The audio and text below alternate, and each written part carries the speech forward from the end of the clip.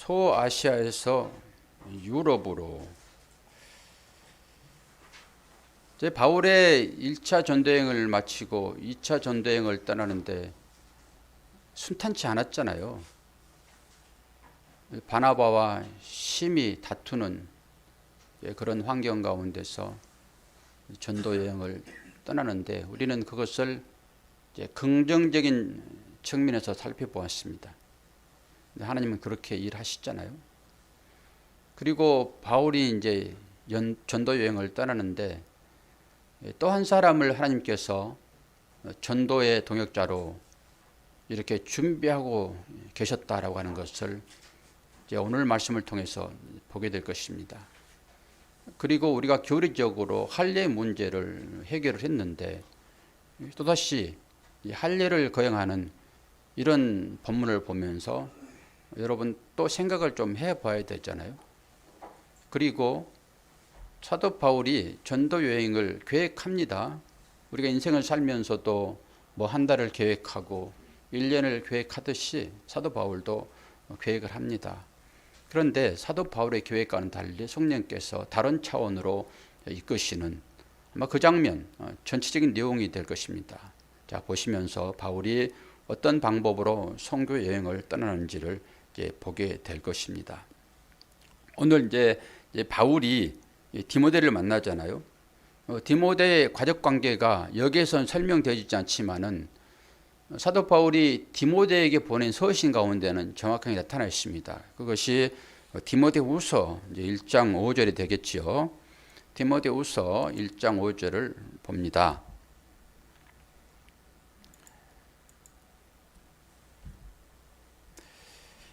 이는 내 속에 거짓이 없는 믿음을 생각함이라. 이 믿음은 먼저 내 외조모 로이스와 내 어머니 유니게에 속해 있더니 내 속에 있는 줄을 확신하노라. 분명하게 가족관계를 설명하고 있잖아요. 유니게는 영 그렇게 이제 애우면 됩니다. 영 어머니겠죠. 그리고 애조모는 누구죠? 로이스. 이제 이러면은 할머니와 어머니가 분별이 되어지죠. 디모데는 준비된 사역자예요. 비록 나이가 어리지만은 하나님께서는 미리 이 준비를 해 놓으셨습니다. 어떻게 준비가 될까요? 애할머니와 어머니로부터 신앙 교육을 잘 받았습니다. 신앙의 조기 교육 참으로 중요합니다. 저도 우리 자녀들 이런 말씀 때문에 그 어릴 때 매주 토요일 날은 어떤 분들은 뭐 매일 가정 예배를 드리는 분도 계시지만 저 같은 경우에는 여러 가지 이제 아이들도 바쁘고 그러니까 토요일 날은 깨워서라도 함께 예배를 드렸습니다. 상당히 긴 시간 그렇게 했지요. 디모데도 마찬가지입니다. 외할머니, 이게 애할머니로부터 어머니가 신앙의 전수를 받았고 그 신앙을 자녀들에게 이렇게 대물림하는 거 보잖아요. 우리가 자녀들에게 남겨줘야 할 단 하나의 유산은 신앙입니다. 여러분이 무엇으로 자녀들에게 유산을 주시겠습니까? 결국 육신적인 면에서의 유산은 전부 사라져 버립니다. 신앙의 유산은 어떻게 해서든지 차주한 물러줘야 될 책임이 우리한테 있고 그 열심을 다해야 됩니다. 하나님께서 베드로에게 사역을 맡기시는데 그냥 애롭게 하지 않으신다니까요. 바나바를 붙이시고 또 실라를 붙이시고 베드로를 붙이시고 다 그렇게 해서 사역을 감당하잖아요. 오늘 또 지금 디모데를 미리 어릴 적부터 신앙 교육을 다 한 다음에 차출하여 이렇게 일들을 하고 있는 것입니다. 우리 교회도 마찬가지죠. 이 교회도 목사 혼자 교회를 이끌어 갈 수 있습니까? 하나님께서 여러분들에게 다 직분을 주셔서 그 직분을 감당하도록 허락하시는 것은 교회를 세우기 위한 것입니다. 하나님은 그것만이 하나님의 목적이세요. 교회를 세우는 거예요. 그래서 우리는 다 직분을 이제 감당해야 되는데 각자에게 주어진 직분이 어떤 분은 사도 바울처럼 또 어떤 분은 베드로처럼 오늘 나오는 디모데처럼 이렇게 쓰여지는 것입니다. 여기에서의 디모데가 어느 정도 나이가 될까요? 우리 나혜연 선생님 오늘 안 나오셨는데 오늘 시험 보느라고 어쩔 수 없어 빠졌는데 아마 그 정도 나이는 될 것이고 좀 더 나이 어리면은 오늘 우리 최신영 학생이 여기 나와 있는데 이 정도 될 것입니다. 각자에게 맡겨진 책임을 다할 때 하나님은 그 일들을 모아서 교회를 세웁니다. 제가 모자이크 이론에 대한 얘기를 많이 드렸잖아요. 그 모자이크 이론은 그림 하나를 완성하기 위하여 각자 피스로서 우리가 인생을 살고 있잖아요. 그 피스를 다 모아서 한 그림을 완성시키는 것이 모자이크 이론입니다. 그 모자이크 이론은 뭘 얘기하지요? 예수 그리스도를 머리로 우리를 지체로 하는 한 사람이에요. 그 한 사람이 누구예요? 그 한 사람이요. 그냥 한 사람이 아니라 그 한 사람. 그 한 사람은 당연히 예수 그리스도죠. 그러니까 예수 그리스도 그 한 사람으로 만들어지는 과정 중에 우리가 존재한다고요. 그래서 이런 과정을 통해 가지고 제가 원리 하나를 뽀말했지요. 그 한 사람으로 지어져 가야 할 사람이 그 피스가 자기를 전 존재로 생각하는 것. 우리는 지어져 가는 것이고 교회로 지어져 가는 그 한 사람, 한 교회로 지어져 가는데 그 피스가 여기 붙고 저기 붙고 해가지고 그림이 완성이 되는데 그러지 않고 아니야. 나도 한 사람이야. 나도 전 존재야. 라고 하는 것을 뭐라고 해요? 육신이라고 한다고요. 이 개념을 여러분 붙드셔야 됩니다. 그래야지만이 성경에서 말하는 전체적인 육신, 이것은 아무 쓸모없는 것이다 라고 하는 것을 정확하게 말할 수 있어요. 예수 그리스도에게 접붙임 당하지 않으면, 다른 얘기로 예수 그리스도는 포도나무이고 우리는 가지인데 이 가지가 포도나무에 접붙여 있을 때만 열매를 맺어요. 그러지 않고 가지가 나도 열매를 맺을 수 있어요 라고 떨어져 가지고 돌아다니는 것을 육신이라고 한다니까요. 그게 한 피스라니까요. 그런데 우리는 어떻게 배우지요? 나도 한 사람으로서 귀중한 존재야. 이렇게 배우잖아요. 중요한 사실입니다. 물론 귀중하지요. 그거 하나가 없어지면은 완성이 안 되잖아요. 그림이. 모든 사람이 천국에 다 올라가게 되면 완성이 되는데 그 피스 하나가 여기에 그대로 있어 봐요. 이 땅을 멸망시키겠습니까? 그래서 의인 한 사람이 그렇게 중요한 것입니다. 우리 모두가 다 각자 그렇게 귀중한 분들이라고요. 어떤 사람은 뾰족한 거 싫으니까 원 좋아하시잖아요. 원, 동그란 거. 원들끼리 쭉 모아보세요. 그림이 완성이 됩니까? 그 틈새가 있는데 분명하게. 나는 그거 싫어. 나는 사복음서. 이게 성경의 원리니까 이건 내 뭐 반듯한 거 좋아. 이렇게 한번 해보세요. 아니 세모도 있잖아요. 오각형도 있고 다들. 그러니까 나 하나만 최고야 라고 생각한 것이 나는 전 존재야 이런 의미라고요. 그게 아담이잖아요. 하나님께 속해 있어야 할 사람이 거기를 떠나버린 거예요. 나도 할 수 있어. 그리고 뭐가 됩니까? 왕이 되며 심판자가 된다니까요. 하나님은 그걸 제일 싫어하세요. 그래서 내가 우상이 되어버린 것이죠. 결국 디모데는 미리 훈련을 받은 사람으로 하나님께서 선교 사역에 함께 한다라고 하는 것이죠. 그 한 사람 너무 중요한 사실입니다. 교회가 그렇게 지금 지어져 가고 있죠. 여러분 한 사람이 어떤 분은 세모이고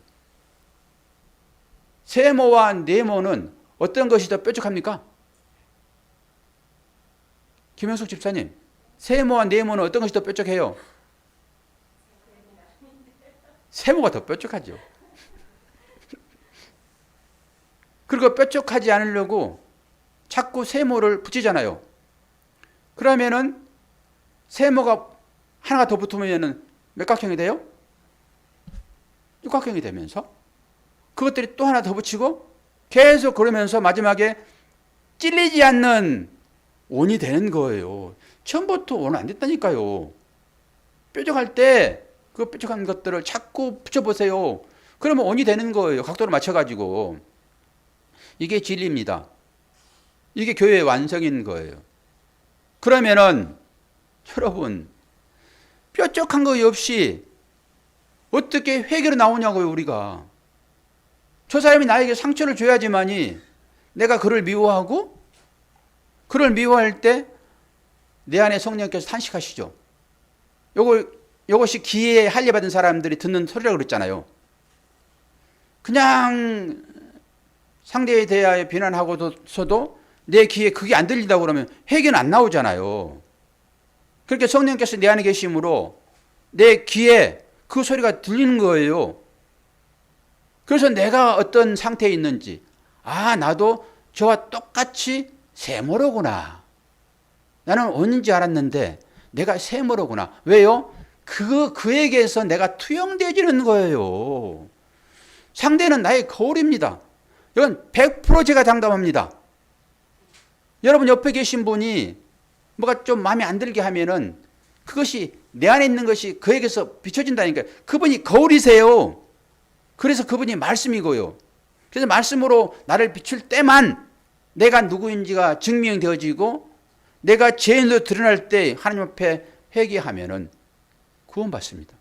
그래서 주님이 이 땅에 오셔가지고 제일 처음에 일갈 첫 소리가 뭡니까? 이 권사님 첫 소리가 뭐예요? 너무 쉬운 거 질문하니까 저 목사님이 차원이 높은데 왜 이렇게 나를 무시하나 그럴 수 있는데 저는 아주 기초적인 것만 질문해요. 회개하라.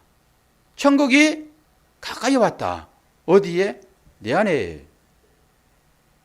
회개해야지만이 내 안에 있는 천국을 볼 수 있다고요. 그러니까 회개할 수 있는 여건을 만드시는 거예요. 하나님께서. 이게 복음입니다.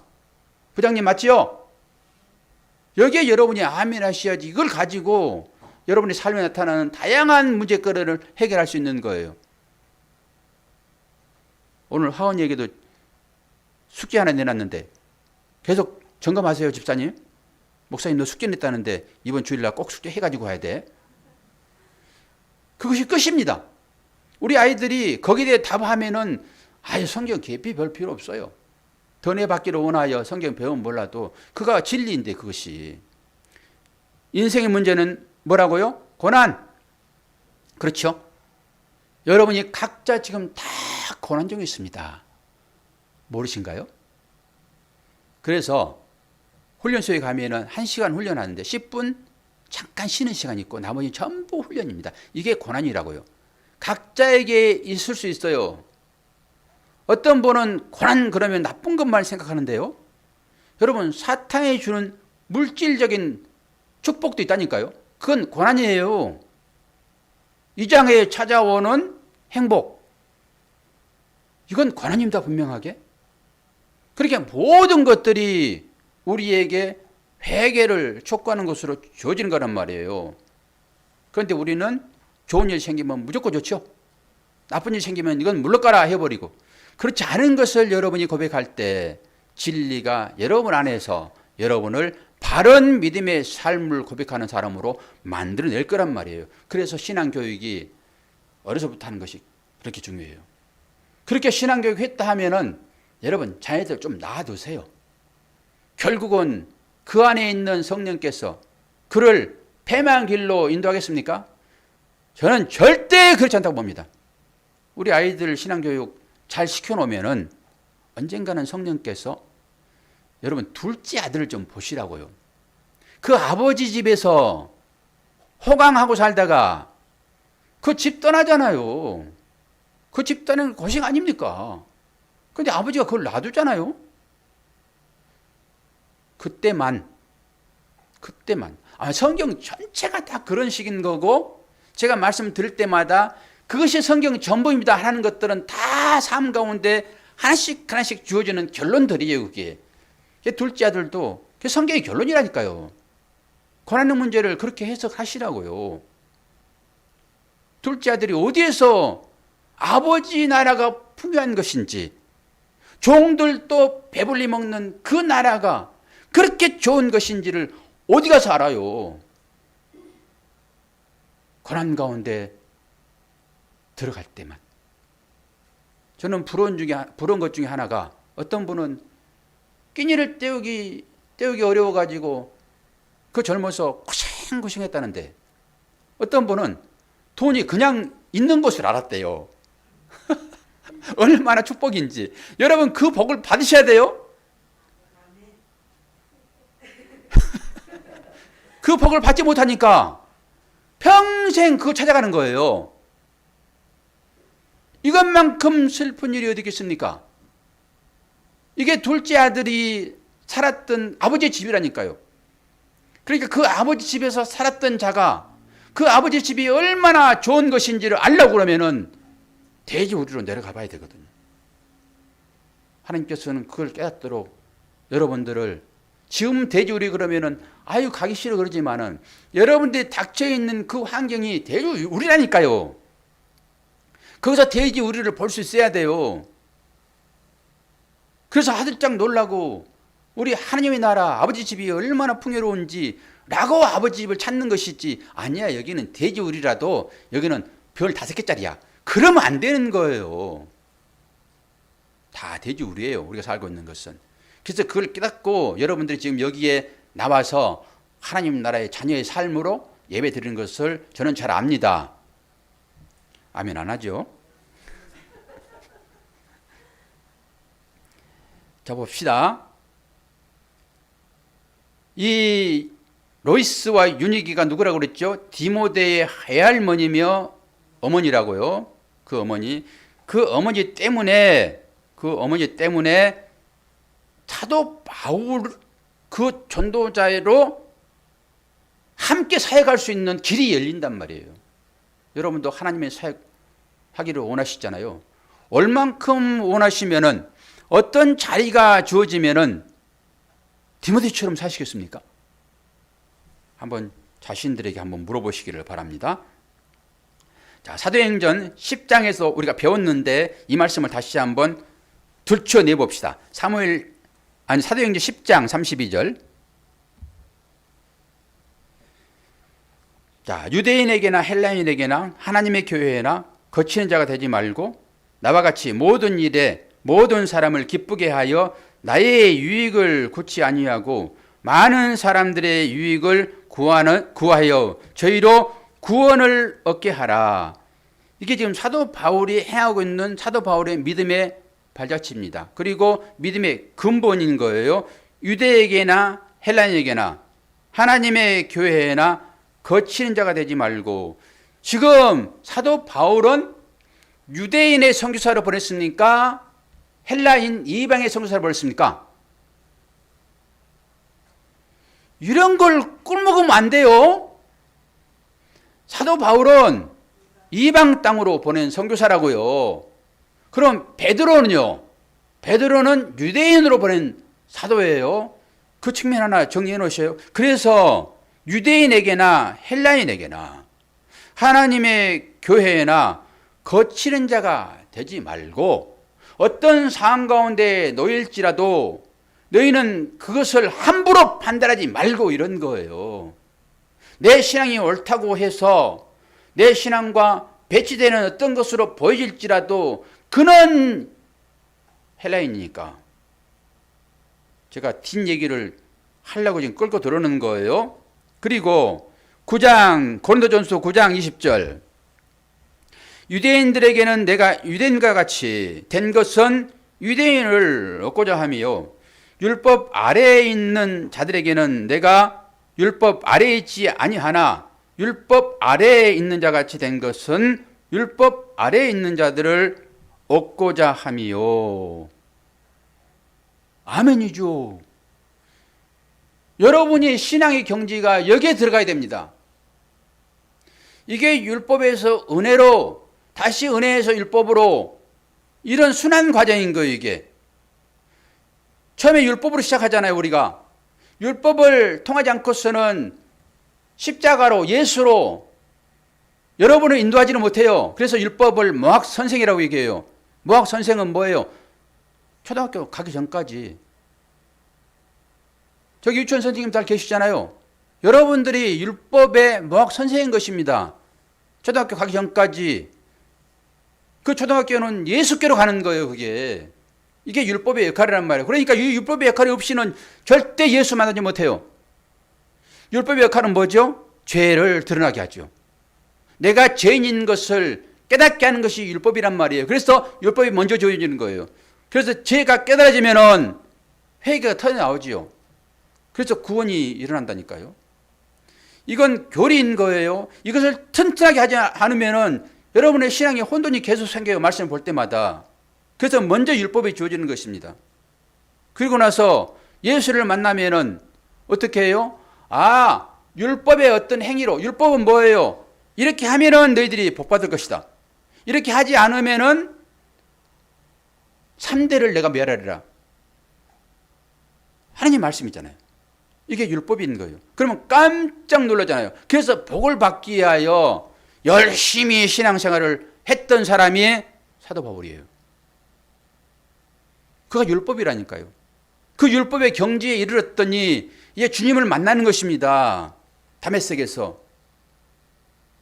그래서 이 행위로는 구원을 받을 수 없다라고 하는 걸 깨닫는 거예요. 행위. 그래서 우리의 어떤 행위로도 우리는 구원에 이를 수 없습니다. 저 사람 대신 내가 죽었다 할지라도 그 행위로 구원할 수 없어요. 내가 구원되지 않아요. 구원이라고 하는 건 철저하게 하나님의 언약, 다른 얘기로 은혜. 그래서 내가 개차반이라고 하는 것을 여러분들이 고백하는 것입니다. 그렇게 고백할 때만 회개가 나온다니까요. 그러니까 사도 바울이 자 그런 사상을 가지고 헬라 이방 땅으로 나가는 거예요.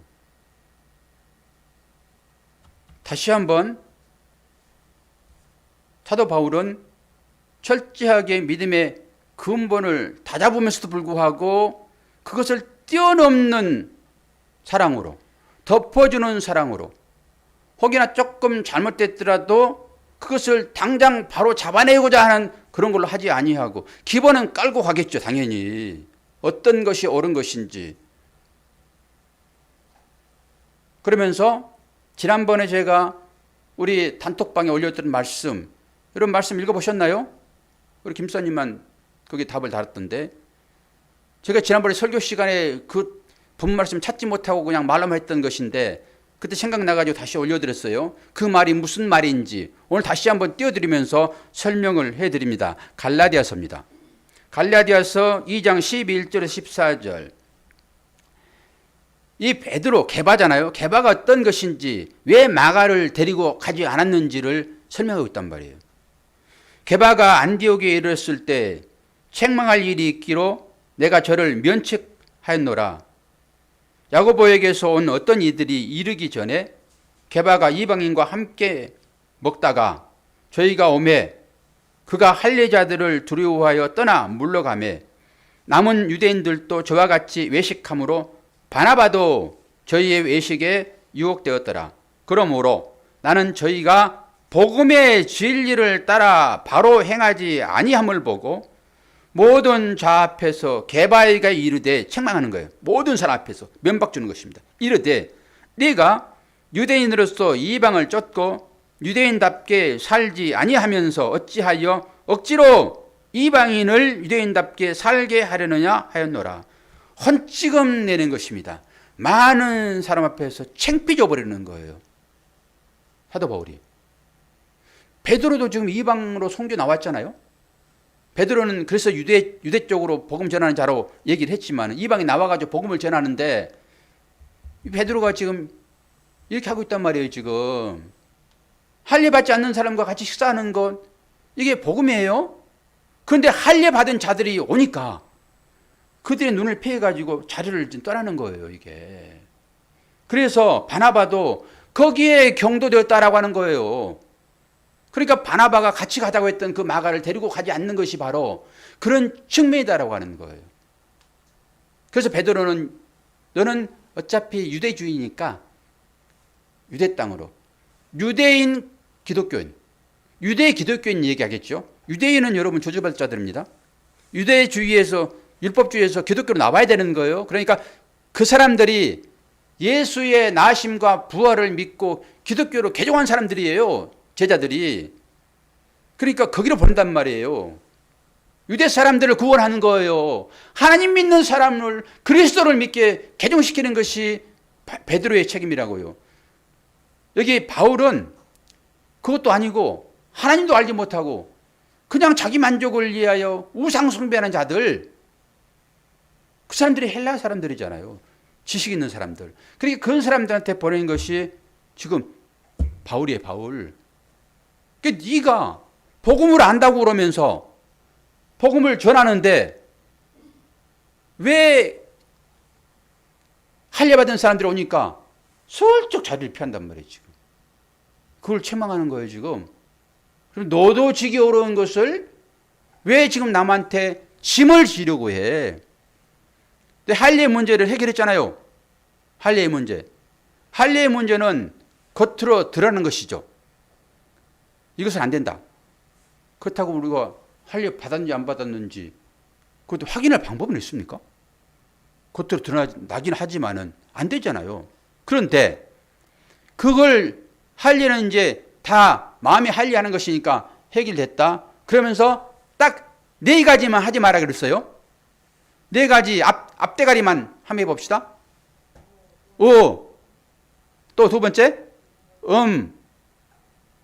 또 세 번째 목피. 괜히 사문지 하세요? 공부 잘해요. 목피. 그것만 하지 말아라. 그러면 다 봐줄게. 할례는 그래서 통과했잖아요. 그래서 자유로운 거죠. 그런데 오늘 보니까 뭐라고 얘기를 해요? 디모데를 뭐 시켜요 지금? 할례를 시키잖아요. 성경 깊이 보면은 이런 부분들에 여러분들이 생각을 한 번씩 해봐야 되는 거예요. 아니 끝났다고 하는데 어떻게 해서 할례를 베풀려고 그래? 왜 할례를 할까요? 어머니가 유대인이기 때문에 그래요. 아버지는 헬라 사람입니다. 유대인은 어머니가 유대인이면 유대인이에요. 중요합니다, 이거. 그러니까 이것은 그들의 전통을 무시하지 않는, 유대인은 할례를 해야 되는 거예요. 기본적으로. 이방 사람들에게 지금 할례를 못하게 하는 거라고요. 유대인은 난지 8일 만에 전부 하는 거예요. 그건 부모가 그냥 시켜버리는 거죠. 자기 생각과 상관없이. 그 어릴 적에 유아세례 주듯이. 그건 자기 신앙 고백 아니잖아요, 그게. 그것이 구원받은 자의 표였으니까 할례를 했지만은 이방 사람들에게는 그 짐을 지어주지 않겠다라고 하는 것이었잖아요. 복음 자체가. 그런데 굳이 할례를 하는 것은 할례하는 것이 그들에게 훨씬 편안하기 때문에. 어머니가 유대인이라니까요. 그래서 할례를 행하는 거예요. 할례를 행하지 않으면 불편하게 돼, 그 사람들은. 유대 사람들은. 이방 사람들은 할례 안 하는 게 좋지만은 유대인들은 처음부터 그걸 했기 때문에. 그래서 예수님도 할례를 하는 것이고 여기 제자들도 다 할례를 하는 거예요. 그 뒤에 보겠지만 디도는 할례를 안 합니다. 디도는.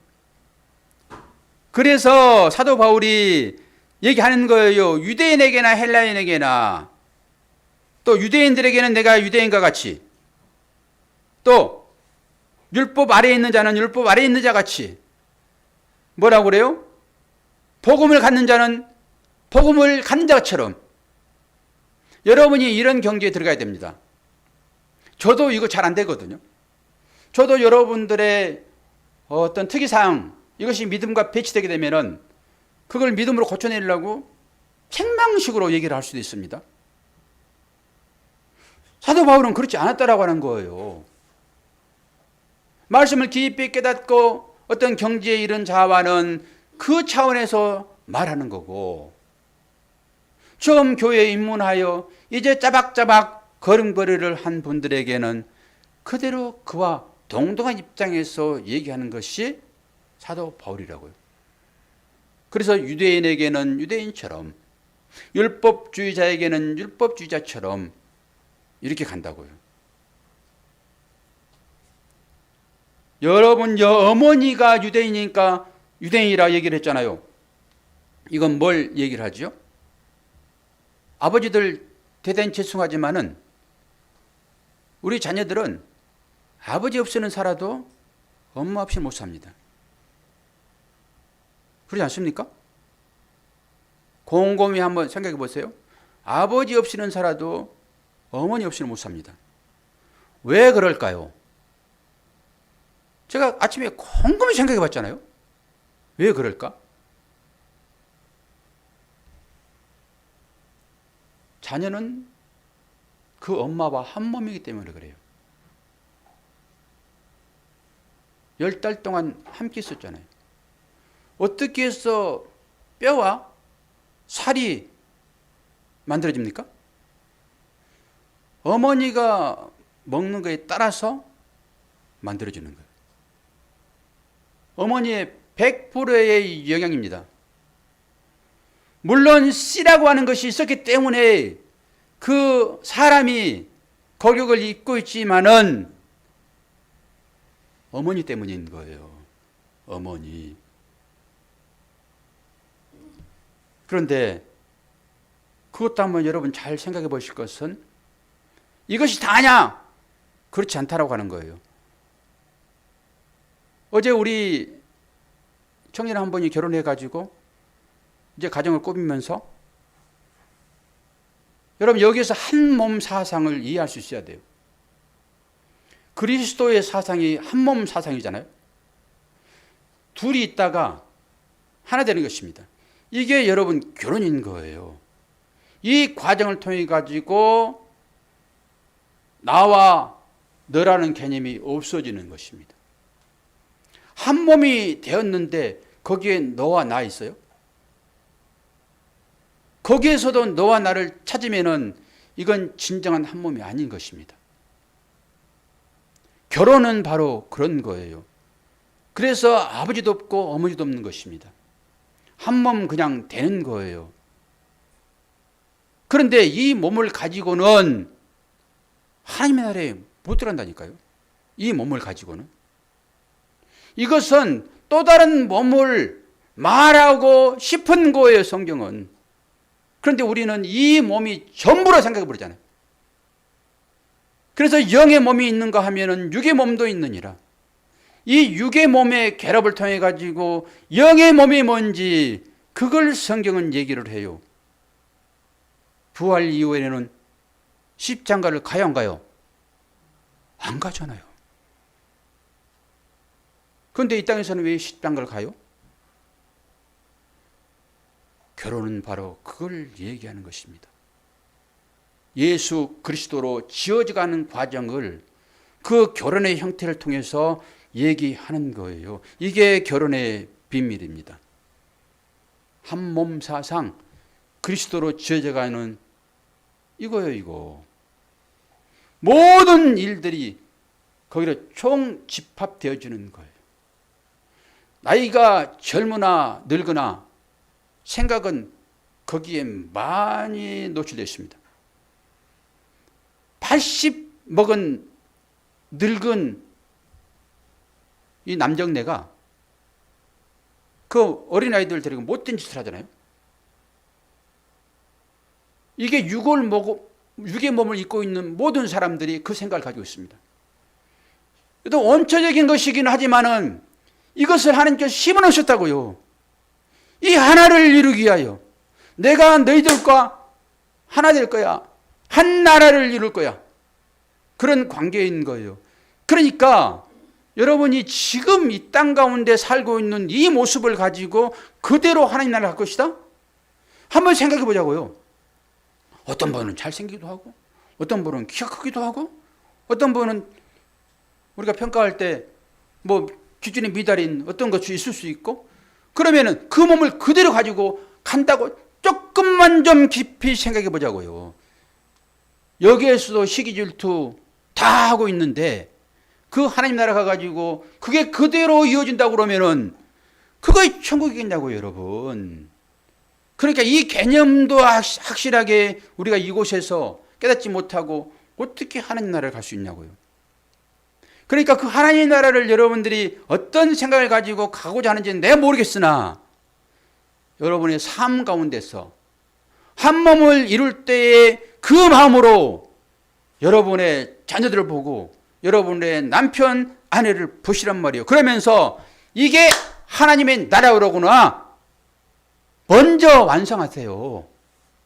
이 하나님의 나라는 내가 없어지는 나라입니다. 내가 없어지는 나라예요. 너만 존재하는 나라라고요. 내가 너에게 속해지는 것입니다. 이게 비밀인 것이잖아요.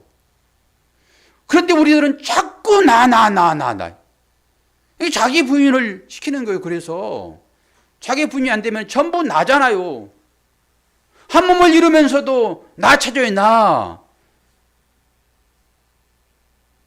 남자들만 전부 집합시켜가지고 더 깊은 얘기를 좀 하고 싶은데 그러지도 못하고 자꾸 나만 나. 하나님 나라는 나가 없어지는 나라예요. 한 몸 되면은 너가 없다니까요. 거기서는 뭐가 나올까요? 보세요. 그러니까 여기에서 그 하나님 나라를 경험하지 못하면은, 진정한 행복을 이 나라에서 느끼지 못하면은 하나님 나라는 단언컨대 없습니다. 여기에서 그 하나님 나라를 완성하지 못하고 뭐 추상적이고 피상적인 뭐 눈물이 없고 슬픔이 없고 죽음이 없고 거기는 전부 다 뭐 대들보가 뭐 몇 미터고 아파트가 몇 평이고 누가 와서 여러분의 시정을 됩니까? 거기에서. 아니 금땡이 붙여가지고 집 만들면 뭐 하냐고요. 매일 닦아보세요. 그거 힘들어서 당장 내려고 싶을 거야 아마. 한 달만 하라고 그러면은 처음에는 좋겠죠. 번질번질 하니까 한 달만 노동시켜보세요. 그거 몇 평 주면 하겠습니까? 김사님 한 20평짜리 주면 할 거예요. 그런데 또 고생 좀 해봐라. 그럼 100평을 줘버려. 그냥 20평짜리를 원하세요? 100번째를 원하세요? 전국에 그런 것까지 정리가 안 돼 있어. 우리는 그냥 금으로 입혔다고 그러니까 반질반질 닦아야지 금이 윤기를 바라고 그랬죠. 그럼 놔두면 여러분 똥 됩니다. 그럼 누가 찾아왔는데 저 게으른 거 그려버리잖아요. 그러니까 맨날 그거 닦아야 돼요. 그거. 그러면 몇 평 받으면 좋겠냐고요. 제발 좀 인식을 가지세요. 이 땅가 예? 할 말이 없습니다. 안 받으면 어디서 살 거요? 어디서 살 거요? 다 네 집이에요? 그 차원 높은 소리는 저하고 둘이서 얘기 한번 해봅시다. 제가 어떤 답이 나올 것인지 마지막에. 여러분 그런 차원에서 이 땅 가운데서 하나님 나라를 누리시라고요.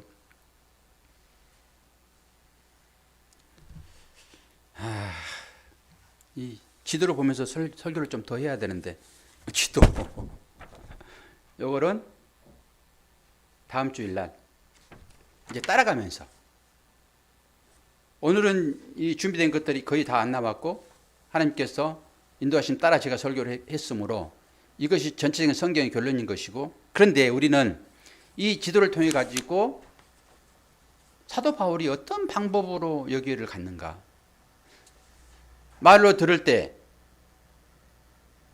또 그것을 그림으로 볼 때, 사진으로 볼 때 느낌이 전혀 다르고, 그리고 그 현장을 가보면은 전혀 다릅니다. 그래서 현장에 가보는 것을 체험이라고 그러죠. 그래서 이렇게 체험한 분들은 잊혀지지 않죠. 그렇게 설교를 들으면서 여러분이 그냥 말로만 듣고 이걸 보지 않으면 금방 잊어버리죠. 그런데 보면은 조금 더 오래 가죠.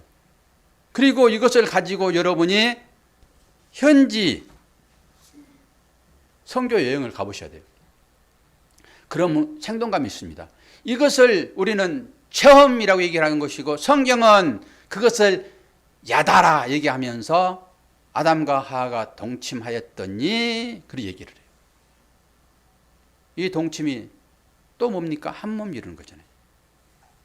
전부 이렇게 가는 거예요.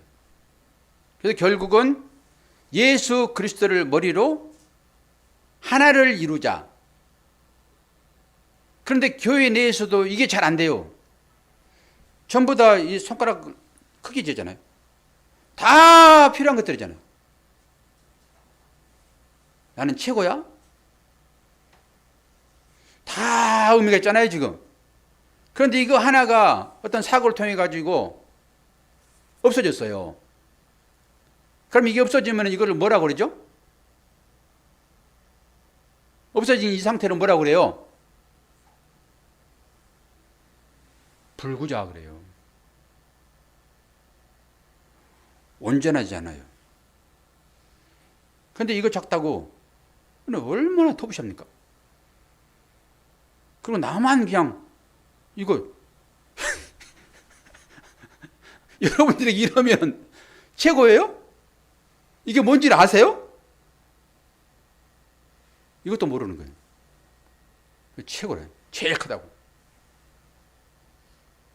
이 교회론을 여러분이 인식하지 않으면은 진리가 100단이 되더라도 완성 안 됩니다. 교회가 그런 거예요. 예수 그리스도를 머리로 우리는 각자 손가락, 발가락, 어떤 사람은 눈, 코, 귀, 이거 다 정상적으로 모자이크처럼 딱딱 붙여질 때 이것을 하나의 그림 완성이라고 얘기하면서 하나님과 동침이라고 얘기를 해요. 하나를 이루는 것입니다. 그러니까 이 수많은 퍼즐들을 자꾸 던지는 거예요. 말씀은 이게 전부 퍼즐이잖아요. 이 퍼즐을 통해서 뭐 하라고요? 그림 맞추라고요. 예수 그리스도를 머리로 지체를 교회라고 그러잖아요. 교회 내에서 여러분들이 그런 사랑을 나누시라고요. 그러면 교회가 크든지 작든지 적으면 적을수록 더 좋겠죠. 그러지 않겠습니까? 여러분들이 그 사랑을 교회에서 나누셔야 되는 거예요. 그런데 교회에 분란이 있다. 우리 교회는 전혀 그렇진 않지만은 교회에 분란이 있다라고 하는 것은 목사가 너무나 큰 꿈을 꿔가지고 그거 제대로 안 돌보는 것입니다. 어떻게 되든 상관없는 거예요. 그거 하나 없더라도 상관없는 거예요. 그냥 한 마리 이런 양을 찾아서 천리만리를 찾아다니는 주님의 심정은 아닌 거예요. 목사가. 근데 교회에서 여러분들이 그런 마음을 가지고 그 한 사람 없어 가지고 나는 온전하게 될 수 없어. 이 생각을 가진 분들만 그 옆 사람, 그가 제일 작게 여겨진 내 눈에 가시가 같은 그 사람이 그 사람인 거예요. 여러분 완성 안 됩니다. 사도 바울이 그렇게 하나님의 은혜를 받고 복음을 전하는 그가 마지막에 간절한 마음으로 하나님 앞에 3번을 기도했어요. 온전히 기도했다라고 하는 거예요. 하나님, 이 가시를 나에게서 제거해 주세요. 그랬더니 하나님께서 하신 얘기가 네 은혜가 너에게 족하다. 그것이 너를 너되게 하는 거야. 여러분 마음에 손을 얹고 혹여나 여러분을 가시처럼 생각되어지는 주위에 그것이 있습니까? 그것이 여러분을 온전하게 하는 것입니다. 사도 바울은 다시 그것 때문에 기도하지 아니하고 그걸 안고 갑니다. 얼마나 괴롭겠어요. 그때마다 하나님 앞에 무릎 꿇지 않겠습니까? 하나님, 제게 주지 말고 이기게 해주세요. 네 은혜가 그걸로 족하다라고 했기 때문에 그거 다시 기도하지 않아요. 하나님, 이거 이기게 해주세요. 이걸 덮어낼 만한 담대함을 주세요. 라고 해요. 선교자는 그 가시 달고 가는 것입니다. 여러분을 괴롭히는 가시가 누구입니까? 그 가시 여러분들에게 은혜의 가시인 것이고, 여러분들에게 주어지는 그 전도 대상자가 누구입니까? 그를 찾아 떠나라고 주시는 가시예요. 그 가시를 여러분들이 끊어 안지 못하면은 여러분 전도자로 평생 안 쓰여집니다. 가시가 많을수록 철저하게 하나님 앞에 무릎 꿇게 될 것이고, 그는 하나님의 비밀을 깨닫게 될 것입니다. 그리고 믿음의 고백을 할 것이고, 이제는 예전에 나를 그렇게 괴롭혔던 그가 나의 형제처럼 느껴지게 될 것입니다. 그가 나를 나되게 하는 거예요. 오늘 소아시아에서 유럽으로 다른 본문 말씀을 가지고 설교하면서 오늘 기도의 내용은 간략하게 다음 주일날 그냥 점검하는 것으로 그렇게 넘어가도록 하겠습니다. 다른 말씀 준비하지 목사가 또 게으르지 않지. 이거 그대로 하게 되면 또 게으르다 그러니까. 기도하겠습니다. 아버지 하나님, 아버지의 사랑과 은혜를 감사합니다. 사도 바울이 전도의 여행을 떠나는데 결코 만만치 않는 그런 길이었습니다. 그럼에도 불구하고 하나님은 또 함께 일할 자를 옆에 붙이시면서 하나님의 교회를 세워나갑니다. 우리의 삶에도 디모데 같은 사람이 있고 또 사도 바울의 가시가 있던 것처럼 그렇게 가시가 있을 수 있습니다. 그러나 이 모든 것이 뭉뚱그려져서 하나님의 교회를 세워나가는 것을 저희들이 믿습니다.